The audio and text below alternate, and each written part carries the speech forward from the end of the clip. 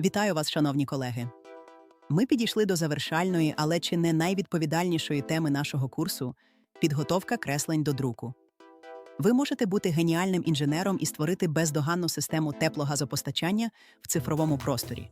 Але якщо вона буде некоректно подана на папері, з порушенням масштабів, нечитабельними шрифтами чи обрізаними рамками, якщо ви не зможете правильно перенести її на папір або у PDF-файл, то ваша робота не отримає статусу документа. Друк в AutoCAD – це не просто натискання кнопки «Print». Це процес перетворення математичної моделі на технічну документацію, що відповідає державним стандартам. Сьогодні ми навчимося робити це професійно, швидко та системно. Багато початківців припускаються фундаментальної помилки. Намагаються оформити рамки та штампи безпосередньо у просторі моделі, поруч із кресленням. На слайді ви бачите порівняння. Ліворуч – хаотична робота виключно у просторі моделі. Праворуч – професійно організований простір аркуша. Робота в моделі для друку – це шлях до втрати часу. Вам доведеться вручну перераховувати масштаби рамок, текстів та розмірів для кожного окремого виду. Натомість простір аркуша дозволяє розділити процес створення геометрії та процес її оформлення. Наша мета сьогодні – назавжди відмовитися від кустарних методів і перейти до автоматизованого компонування аркушів. Для успішної роботи ви повинні чітко розрізняти два світи AutoCAD. Простір моделі – це нескінченна тривимірна область. Тут діє лише одне залізне правило. Ми будуємо геометрію в масштабі 1 до 1. Якщо труба має довжину 10 метрів, то ми малюємо 10 тисяч міліметрів. Тут ми не думаємо про те, як це влізе на аркуш формату А4. Простір аркуша – це двовимірне середовище для компонування. Уявіть, що ви тримаєте в руках реальний аркуш паперу. Тут ми розміщуємо основний напис, тобто штамп, рамки, технічні примітки та спеціальні вікна у світ моделі – видові екрани. Подивіться на цю наочну різницю. У просторі моделі, ліворуч, ви бачите чисту геометрію вузла. Там немає рамок, масштабів чи обмежень формату. Це ваше робоче поле. У просторі аркуша, праворуч, та сама геометрія перетворюється на готовий документ. Тут з'являються позиційні винесення, специфікація та основний напис. Важливо розуміти, об'єкти в моделі залишаються незмінними, ми просто по-різному дивимося на них через аркуш. Аркуш – це прототип вашого майбутнього друкованого креслення, де одна одиниця дорівнює 1 мм реального паперу. Керування просторами здійснюється за допомогою вкладок у лівому нижньому кутку екрана. Перехід між ними виконується звичайним кліком лівої кнопки миші. За замовчуванням у новому файлі є вкладка «Модель» та дві вкладки «Лист 1» і «Лист 2». Пам'ятайте, як тільки ви переходите на вкладку «Лист», правила гри змінюються. Тут ви вже не креслите будівлю, ви компонуєте сторінку. Кожен лист може мати свої індивідуальні налаштування принтера, розміру паперу від А4 до А0 та орієнтацію. З чого складається професійно налаштований аркуш? На слайді ми бачимо 3 основні компоненти. Входження блока – зазвичай це рамка та штамп. Професіонали використовують блоки, щоб штамп був ідентичним на всіх аркушах проєкту. Видовий екран – це найважливіший елемент. Це свого роду дірка в аркуші паперу, крізь яку ми бачимо модель. Позаекранна область – пунктирна лінія на екрані позначає межі друку вашого принтера. Все, що виходить за ці межі, не потрапить на папір. Автоматично при створенні нового аркуша AutoCAD генерує один видовий екран, але ми можемо створювати їх десятки. Перш ніж розміщувати креслення, ми повинні підготувати папір. Для цього використовують диспетчер параметрів листів, які викликають правим кліком по вкладці аркуша. Тут ми задаємо 3 критичні параметри. Формат аркуша, наприклад, ISO A4 або ISO A3. Орієнтацію аркуша – книжкова, тобто вертикальна чи альбомна, горизонтальна. Пристрій виводу – конкретний офісний плотер або драйвер віртуального принтера PDF. Правильне налаштування на цьому етапі гарантує, що при натисканні комбінації клавіш Ctrl-P вам не доведеться щоразу вказувати ці дані знову. У реальному проєкті ТГВ можуть бути 2-3 десятки аркушів. Створювати кожен з нуля – це неефективно. AutoCAD дозволяє копіювати налаштовані аркуші. Ви можете скористатися контекстним меню «Перемістити, копіювати», але є швидший шлях профі. Затисніть клавішу Ctrl та перетягніть вкладку аркуша вбік. Ви отримаєте точну копію з уже налаштованим форматом паперу, принтером та рамкою. Вам залишиться лише змінити зміст видового екрана. Це економить години рутинної роботи. Давайте глибше розберемо концепцію видового екрана. Це об'єкт, який працює як вбудований монітор. Він відображає певну частину простору моделі у заданому масштабі. На одному аркуші ви можете розмістити кілька таких моніторів.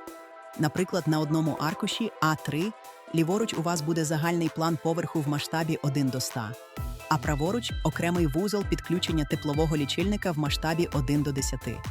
При цьому в моделі ви нічого не масштабували.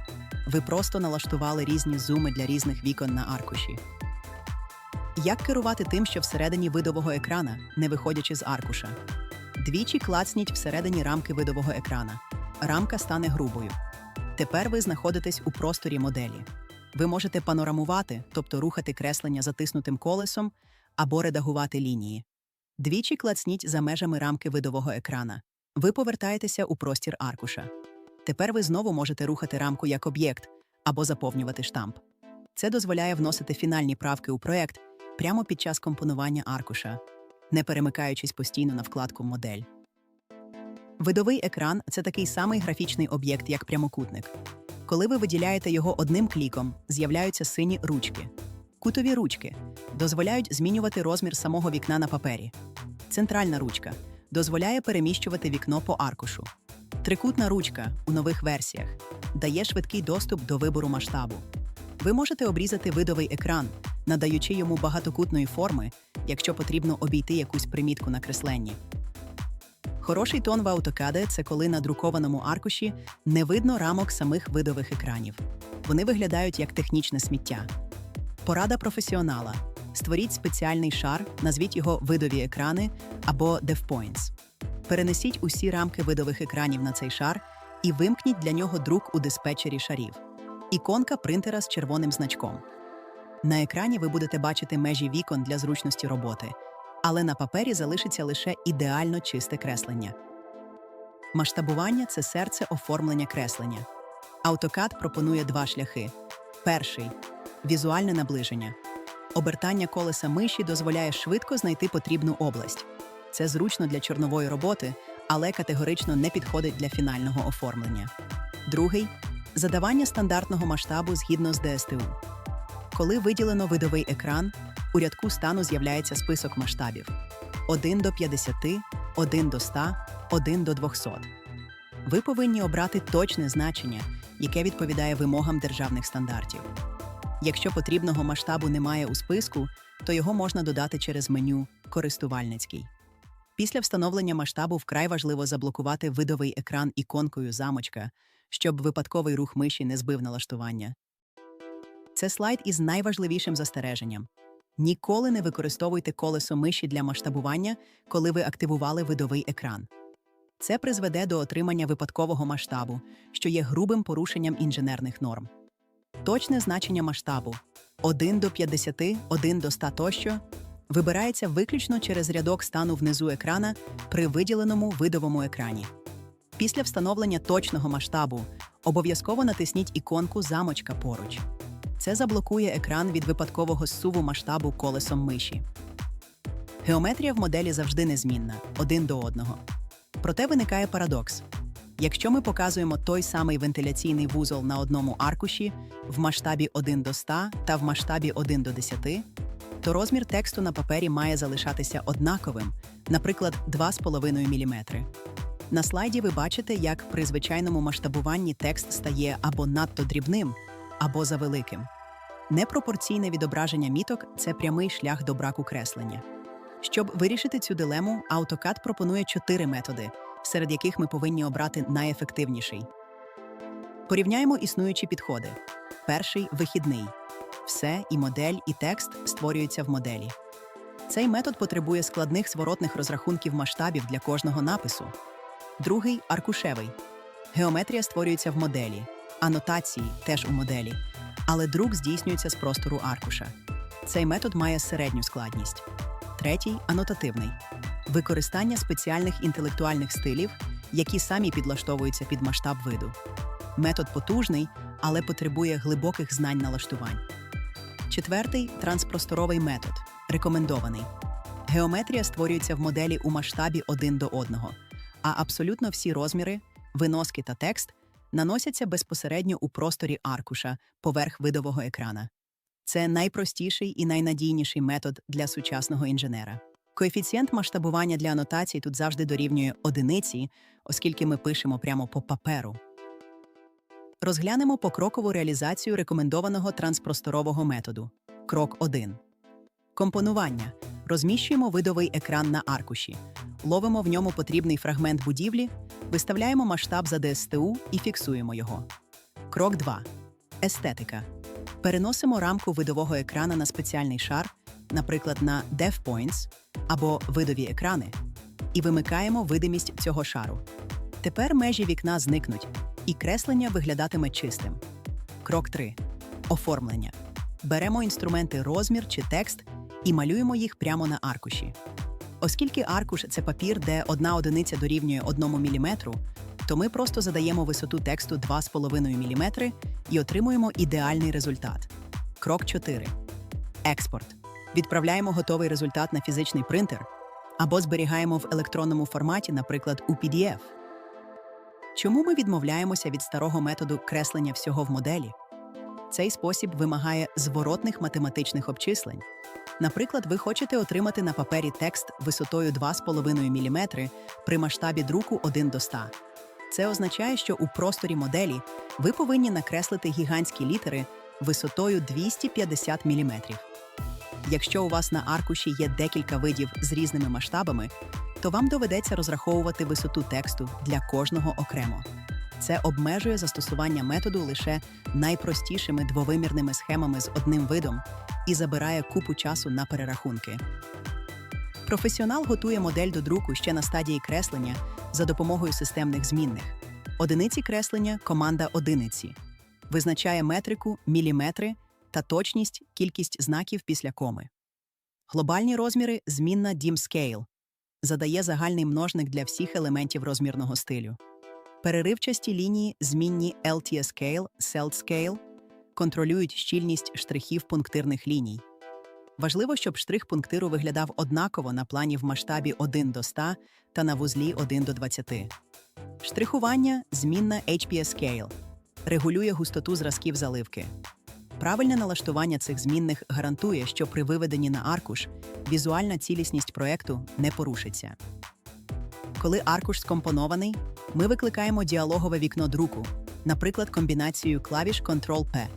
Пройдіть за цим професійним чек-листом.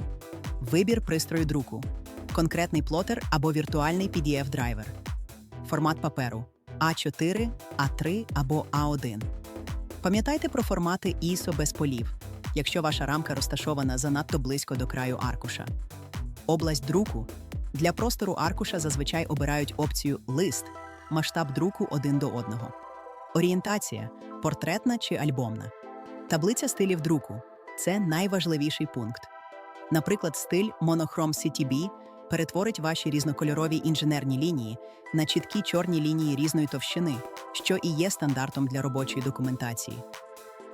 Сучасне проєктування рідко закінчується паперовою документацією. Зазвичай готові аркуші креслень ми зберігаємо в електронних форматах. PDF або Portable Document формат – це світовий стандарт документації. Головні переваги – відсутність спотворень, можливість інтеграції шрифтів та збереження структури шарів. Замовник може відкрити такий файл на будь-якому пристрої. DWF або Design Web формат – спеціалізований легкий формат від Autodesk. Він ідеальний для швидкого перегляду великих креслень онлайн та захисту авторських прав. Його важче відредагувати, ніж DevLogic. Використання драйвера DevLogic to PDF дозволяє отримати цифрову копію проєкту, яка за точністю та якістю ідентична паперовому оригіналу. Підіб'ємо підсумок усього процесу. Ваш алгоритм дій має бути таким. Модель. Створюємо геометрію в масштабі 1:1. Аркуш. Налаштовуємо принтер, формат аркуша. Видові екрани. Створюємо їх та розміщуємо на аркуші. Масштаб. Встановлюємо точне значення масштабу за ДСТУ через рядок стану та блокуємо замочком. Оформлення. Вставляємо штамп, рамку, пишемо примітки та приховуємо технічні шари рамок екранів. Дотримання цієї послідовності дій – це гарантія того, що ваш проект приймуть на будь-яку експертизу. Вітаю! Підготовка завершена. Тепер ваше креслення готове до виведення на фізичний принтер або до експорту у файл PDF. Використання простору аркуша перетворює AutoCAD з інструмента креслення на потужну систему управління документацією. Ви навчилися розділяти конструкторську роботу та презентаційну частину, що є ознакою зрілого інженера. Ми пройшли шлях від нескінченного простору моделі до ідеально оформленого аркуша. Опанування цих інструментів – це ваш крок до професійної досконалості в інженерії. Дякую за увагу!